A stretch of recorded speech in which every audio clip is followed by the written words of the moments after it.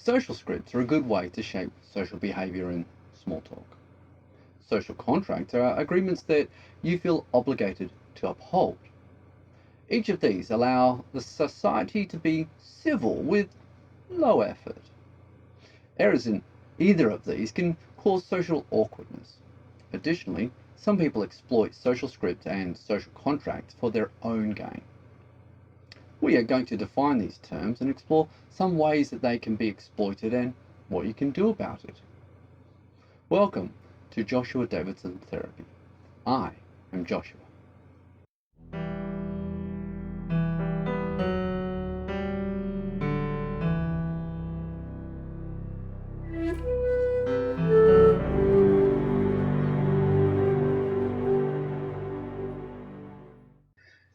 Social scripts. We have enough to do in society without having to manually come up with a solution for everything. Often, we learn a way of doing things that is efficient and good enough.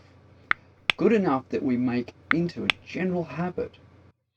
Consider how you make your favourite hot drink. You will likely have a preferred order that you do the parts, which allows you to make a good enough drink in a specific way without having to experiment further. And this means that you expend little effort in making that hot drink. This idea of efficient habits can be applied to many things that you do. In this case, we're going to look at how communication habits have evolved certain social scripts. In theatre, scripts were developed so that the actors knew what they were supposed to say, have some idea about how the lines are supposed to be delivered, and also what kinds of actions are needed to accompany those lines. When interacting with other actors on the stage, the other people are supposed to follow the same script and respond to your lines and actions in an appropriate way. The same script can be interpreted in a number of ways, changing the look and the feel of the theatre. Even so, the script works, and actors who pick up on that look and feel can use the exact same script to interact in this new setting. Imagine for a moment that you have two actors who are following the scripts that they have learned, but through some comedic error, they have each studied different plays. The scripts are not going to align, and the interaction is going to be very disjointed and erroneous. When we refer to social scripts, what we are talking about leans heavily on this script metaphor. Rather than acting out a scene in Hamlet, we are acting out a scene of the greeting script. We often refer to this one as small talk. While there is flexibility in how the interaction can occur, there is an expected sequence of questions and responses that still fit within the basic parameter of the social script. This allows the people who are meeting to feel comfortable in how the interaction is going without having to put too much effort into thinking about exactly what they are doing. They are just following the script and the script response. When they work, the benefits of having these scripts is that standard communication becomes simple, safe, and easy. The problem is that for some, scripts become formulaic and boring. When people complain about having to do small talk, this formulaic and boring aspect is often what they are referring to. If the scripts misalign too much, then chaos and confusion can occur. This is fine if the intent is a comedy sketch on stage, but far less fun in real life. It is important to notice when the script is failing and stop running on autopilot and take manual control of the conversation.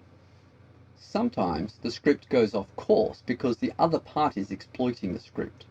More on that later. But the brief solution is to again take manual control of what you are saying instead of relying on the automatic script response. Social contracts. Hopefully, we all know what a contract is. A contract is a formal agreement between two or more parties to achieve a specific outcome. Once both parties have agreed to the contract, then they are bound to complete their part of the contract, and both should do so. In doing so, it is expected that the planned outcome should occur. The nature of this being formal is that all parties explicitly agree to the parts, and often there is paperwork or some other record to back that agreement up. Explicit means It is stated clearly and in detail, leaving no room for confusion or doubt. Implicit means that it is suggested, though not directly expressed. When interacting with people, it is not feasible to formally discuss, negotiate, and record every agreement. Nor is there time to make agreements over everything. As such, many of our interactions rely heavily on implied agreements or informal but discussed agreements. Similar to social scripts, social contracts saves a great deal of time and effort in manually working things out. Political philosophy has a social contract that relates to the authority of the rulers over the ruled, and that they need to look after the ruled to avoid them rising up against the rulers. This is not what we are talking about here. In this context, the social contract refers to the feeling of obligation you may feel to another party because of an explicit or implicit contract you feel that you have made with them.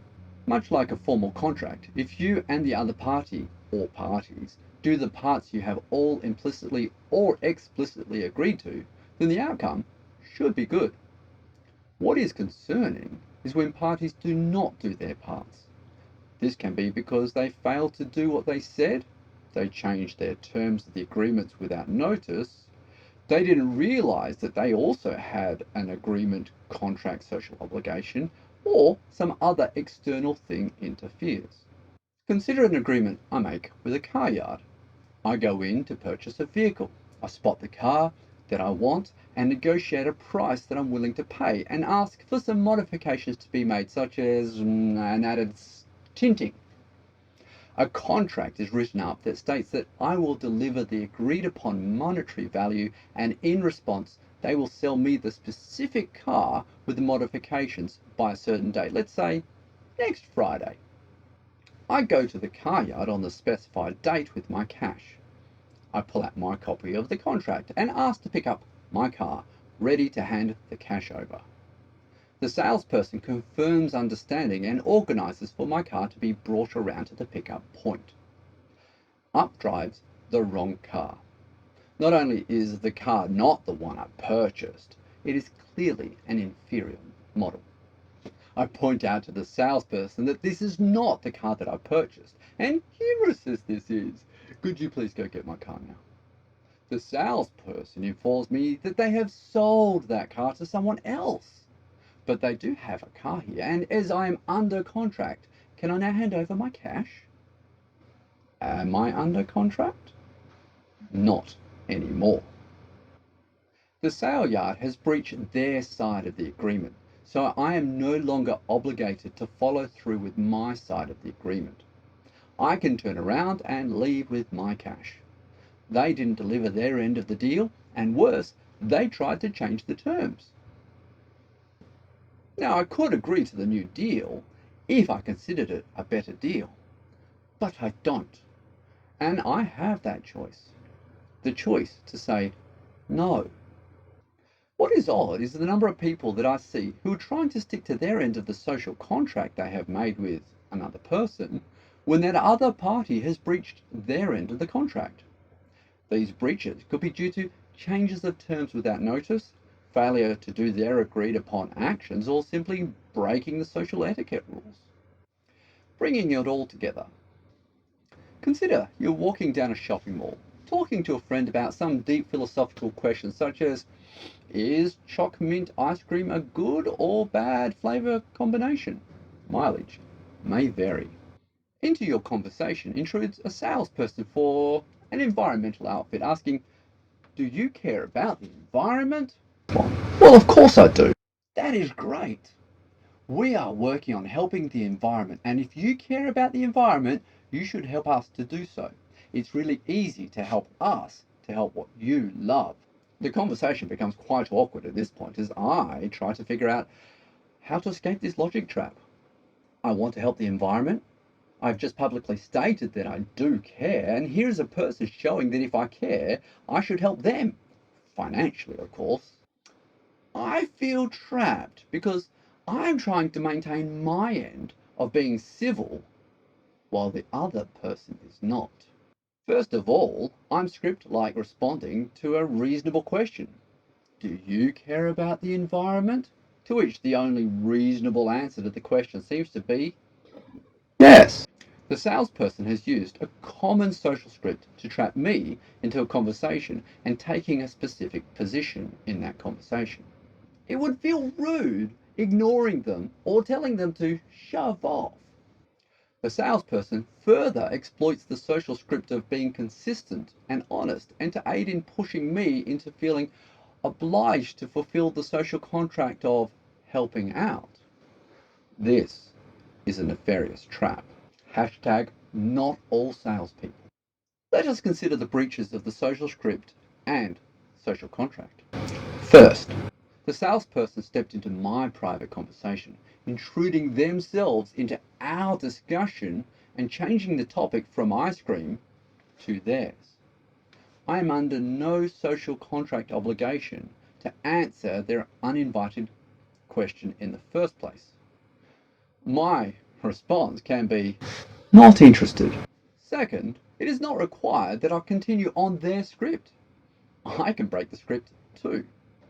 I'm not interested in contributing to your endeavour. I have my own means of supporting the environment that I love. Best of luck with your sales. Third, I don't have to continue the forced behaviour.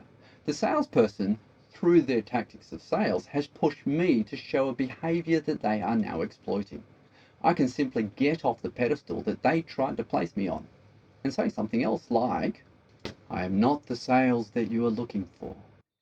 Should the person try to persist in breaching the social scripts or social contracts to exploit me, I can now become more rude. However, I do recommend doing a brief cost-benefit analysis. Yelling at the salesperson is not really going to help either of your days. Just walking away from a pushy salesperson is going to benefit yours. Reporting the pushy salesperson to the shopping management will make their day much worse, but how much time of yours is that going to take? Mileage may vary. Lastly, sometimes the contract is breached not by you or the other party, but by an external circumstance.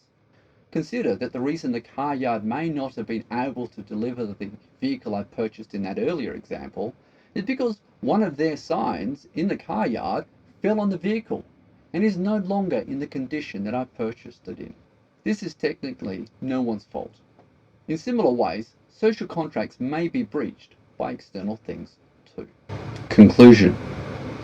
Social scripts are time savers. They allow for simple communication and check-ins to occur without too much cognitive overhead.